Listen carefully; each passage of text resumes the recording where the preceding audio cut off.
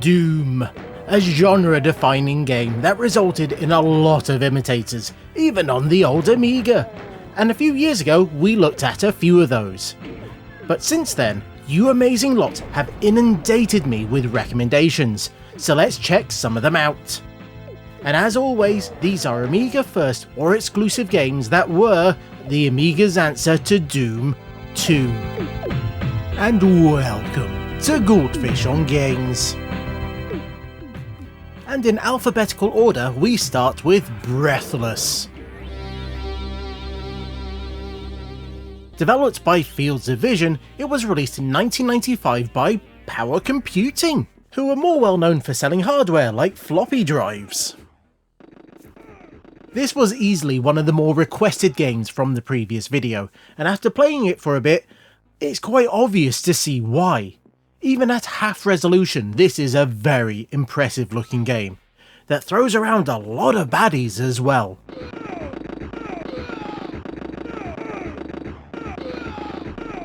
And from the start shows hints that it isn't just a Wolfenstein maze shooter. As we can see, there are changes in height, from a set of stairs that you can go down to a floor that drops away Doom style and makes you fight it out in a pit to try and get yourself back out again. There's also these lighting effects going on, with corridors getting brighter when you open doors. But the selection of baddies, at least for the first few levels, are a little basic. It's just these people that seem to be made out of tinfoil, and at first I thought they were robots. But those death screams and the blood, well, yeah, that made me reconsider that one. You also get these fancy gold-plated tin people, who have much better guns. And annoyingly, they can also be a bit of a bullet sponge. Now it's a shame that the environments look so nice when the baddies look so bland. Now one interesting mechanic that feels like it might have been inspired by Alien Breed is the in-game shop, as you'll find credits if you go out and explore the levels. And then, with the use of these computer terminals, you can not only buy upgrades to your weapons, but also health, shields, and more energy. The energy being your ammo, and it is used across all your weapons, which you can also buy in the shop. But in a more interesting twist, you can also buy key cards as well, but only if you have a lot of cash to spare. I'm not sure if this is forced on you in later levels, but I have to say I'm going to be putting in far more time into this one now, as it is a lot of fun to play. Now considering this and most of the games that we'll see today play best on augmented Amigas, with lots of RAM and a hard drive, it does feel a little odd to not have a proper save system, as it will give you passwords, but it will remember the last one you got, so you can come back to it later and it will just pick up from the last level. But that hasn't put me off looking for a full copy of the game, as I'd really like to do a proper review of this one.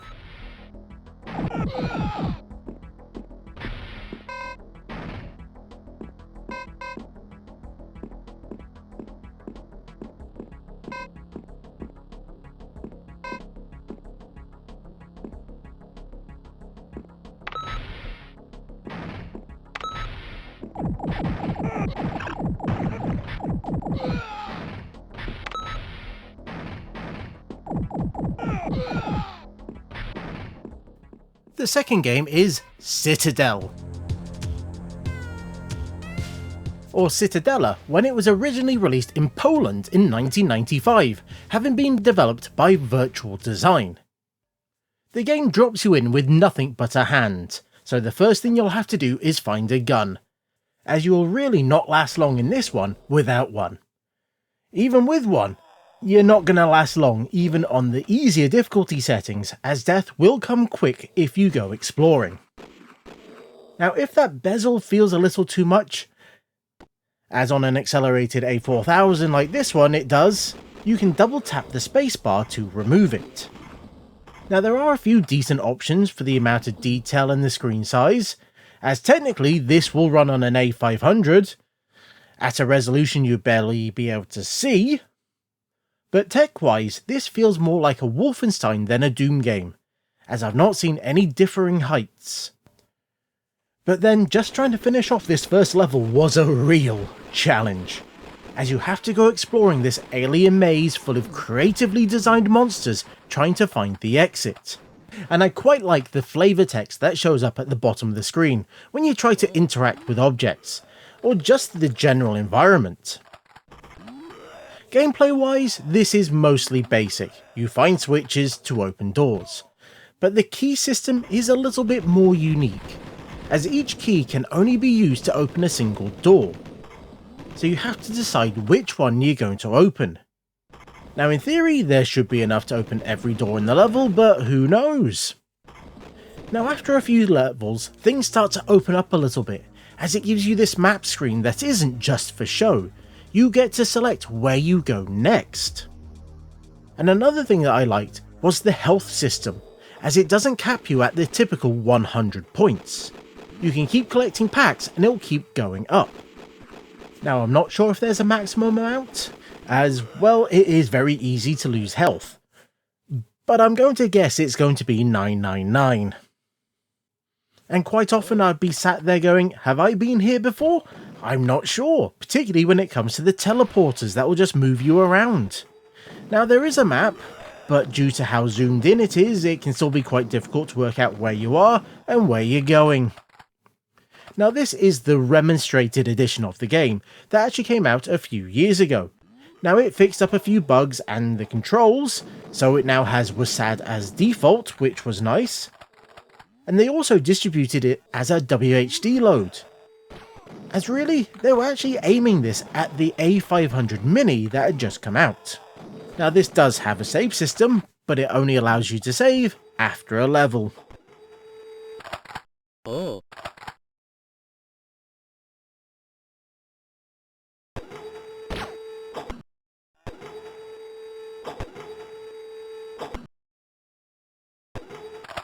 Oh. Oh.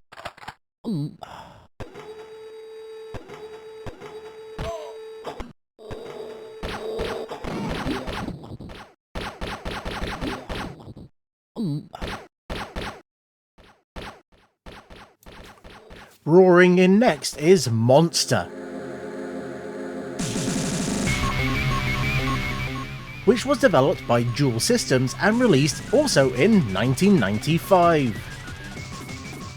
And also just in Poland, as the main option screen shows. Now this is a bit of an odd one, as it runs nice and fast, and it even starts off with you outside with this lovely skybox.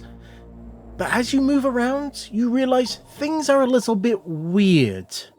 The way walls move and slide around when you get close. The way the floor doesn't seem to be attached to anything. It feels like a lot was compromised to get this running smoothly. Particularly on a stock A1200, where it runs very well. This, more so than any other game that I've seen so far, feels like one of those bad DOS shooters. But not in an insulting way, as they managed to get something released, and it does look and play interestingly. But it also feels very janky, from the lack of a visible gun, or having any real feedback when you fire. If you listen very closely, you can hear a sound effect. But that is being drowned out by the music that sounds like it should have come from a Metroid game rather than an FPS.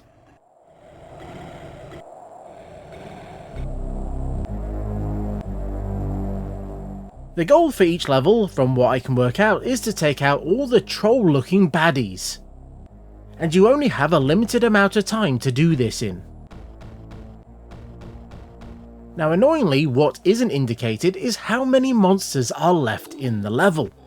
That would have been far more useful than the current level number or the compass. Now I can't fault how colourful and diverse the levels are, even if things do become a bit of a pixel mess at a distance. But the monsters will try and track you down, and when they get close enough to attack, they will stun lock you, so you're not going to run away. So you're going to have to get used to quickly turning around when you can't move. Now surprisingly, a large number of games in this video had their origins in Poland, and I can only assume, and I'm sure someone will correct me in the comments, that the Amiga must have gotten popular over there around this time.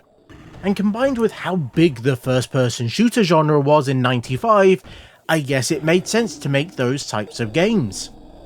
So while a lot of the British devs were starting to move over to PC and consoles to make their fancy new 3D games, we had teams like this pushing the platform and getting these games published and put on store shelves.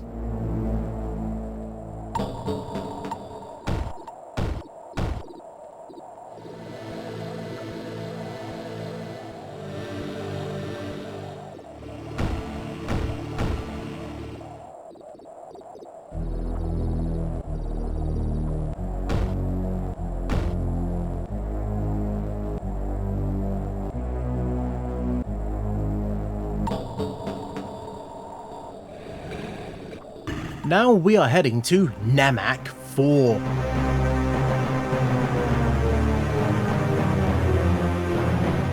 Which was initially released in 1996, being developed by Zentech, and this one was also very highly recommended. And I can see some of the appeal right away with this very impressive, as well as quite long 3D rendered intro, that is really putting that CD space to good use. Now I'm running the director's cut here that came out in 2000, that has been released as freeware on the Amiga Future website. Graphically, this game looks quite advanced with some detailed textures, and walls that go at all different angles. But the gameplay loop on the first few levels is a little basic. Interact with a panel to get a code, use that code to open a locked door. Find the next panel, get the next code, open the next door, and finally, open up one that has the exit.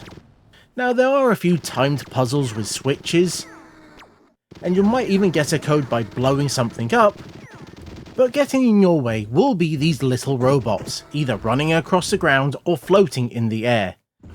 And because they're small, they are a bit of a pain to shoot, and I'm never really sure if I'm hitting them until they explode, or they just keep shooting at me.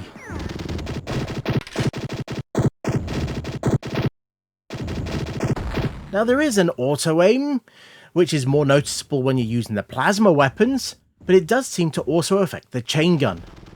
Now these are your main weapons in the game, and you'll get both of them from the start, and your only other fighting option are the grenades. Now they were very proud of their explosions, as barrels litter the levels, and they go up very nicely, and you might even notice there is some amount of physics, as corpses of the robots and items like ammo will be blown around.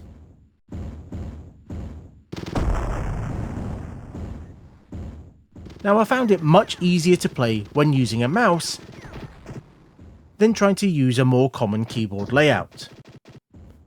But unfortunately you can't do WASD, as that S key has been hard-coded to something else. I've been playing this on its low detail mode, to try and get the speed up, as even when playing this on my A4000 with its 40MHz 68040 CPU, it doesn't run all that great, but that might be due to using the basic built-in AGA chipset, where many of these games were really designed to run on an RTG card or retargetable graphics. Now those were based on faster and more advanced chipsets that natively supported the chunky graphics modes that 3D games preferred using.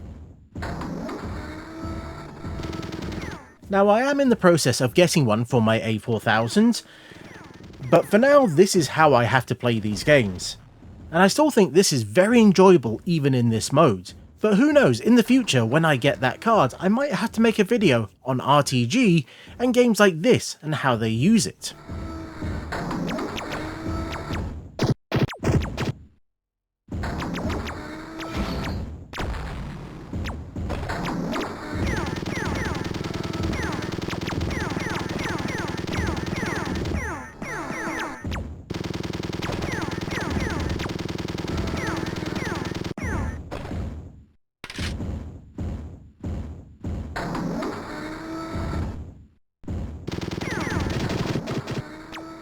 Projecting in now is Project Intercalaris. Also developed in 1996, and this was made by TSA, and is another Polish-only release. But this game, well, it definitely confused me a little at first. The language barrier really wasn't helping with this one, as it seems way more complex than I first thought. As we start off with this grenade-style launcher, and we're fighting these mech-looking things that even have missiles that will track you down. We also see walls of differing heights, and ceilings, and some very colourful graphics. But then as I went on, I realised I can pick up objects, like medpacks or weapons, and I can use them later. It also has keys that I can pick up. But you have to interact with them, and you can even look at these objects and it'll give you some text about them. But it unfortunately went by too fast for me to try using a translator on it, so this isn't the easiest game to get into if Polish isn't your first language. I did sort of muddle through a little bit and work out how to open some of the doors and even use a different weapon, but I'm not sure how you switch back, even if you can switch back. Which does make this a little bit of a shame, as it feels like there's a lot more depth here that I'm not quite getting.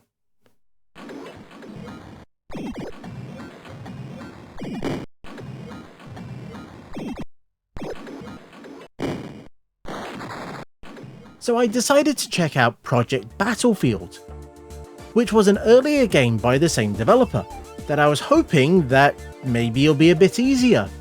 And at first, it seemed it was. It also seemed that this was based on an earlier version of the same engine, even if it is just running in a tiny window that I couldn't work out how to make bigger. The weapons also seemed a little familiar, if taking up less space on the screen, thankfully. But then it showed up what I can only assume is a dialogue tree, and I was completely lost. I have no idea what I'm meant to be doing in this game. But I can say it does suffer some of the similar issues with the baddies, as they don't really react to shot, and there's no real weight behind the guns. But it was nice to see some moving walls, and some nice animation on the baddies when they die, but it does feel that both of these games might be held back slightly by being aimed at regular Amigas. Now, yeah, it's nice that you could run this on an A500 or an A1200, but it didn't feel like it was really improved if you played this on faster machines.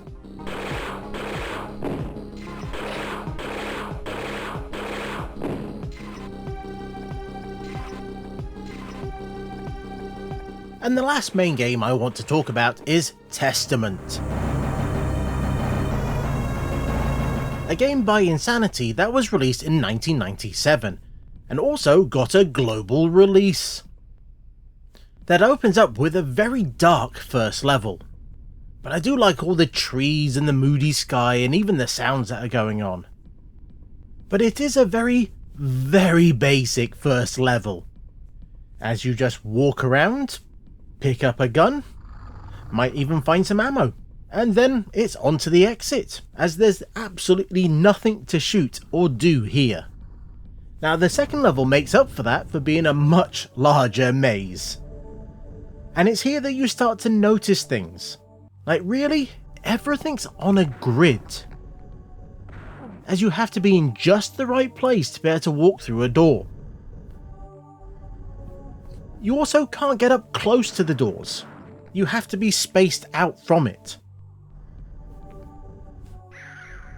Now I think this also applies to the bullets in the game, as even though the monsters aren't large, and neither are your bullets, you can hit some of the baddies by being a little bit away from them, which is useful, as aiming isn't particularly easy, and also those enemies do have large fireballs, which makes it feel like they can hit you easier than you can hit them, but the whole thing isn't helped by the controls.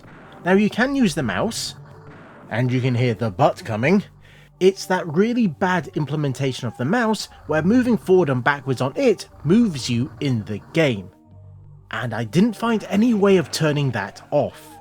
I always found that option awkward in Doom, and it's even more awkward here.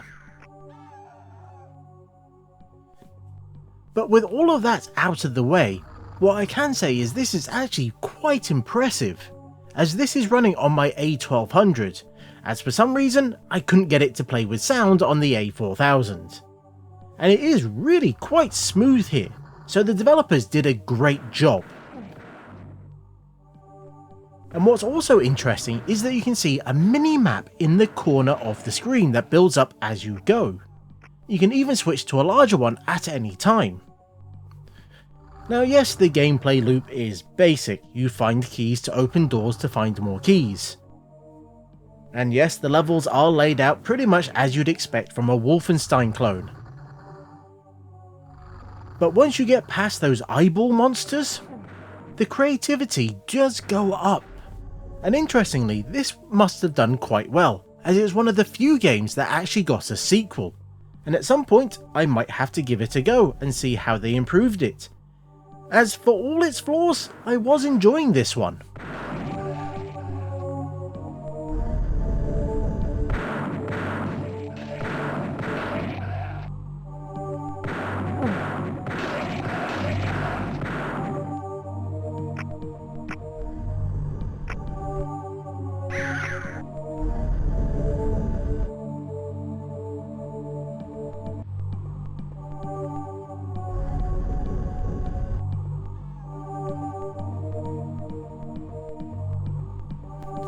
And as a quick extra, I want to show Grind. Now this is a game based on the Dread engine that I showed in the last video, and it has been coming along very nicely. And as you can see, it is buttery smooth on the A4000.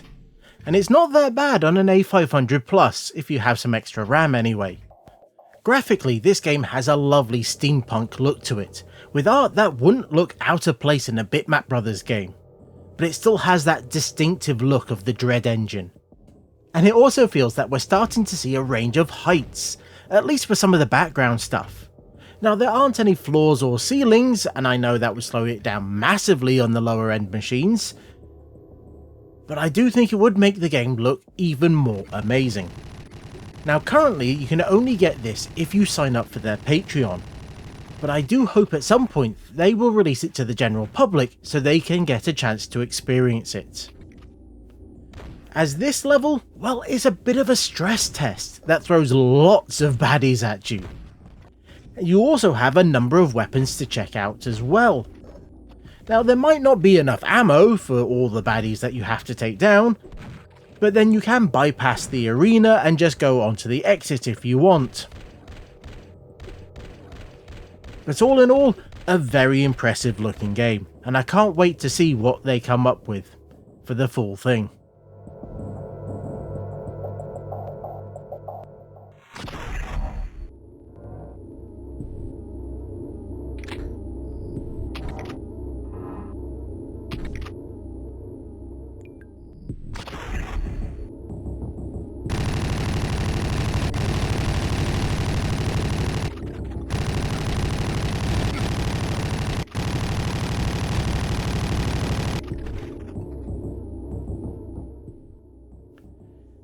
And there we have it, the first Amiga Answer 2 follow-up video, which had to be done for the first in the series, and hopefully I've highlighted some of the more interesting ones that you recommended.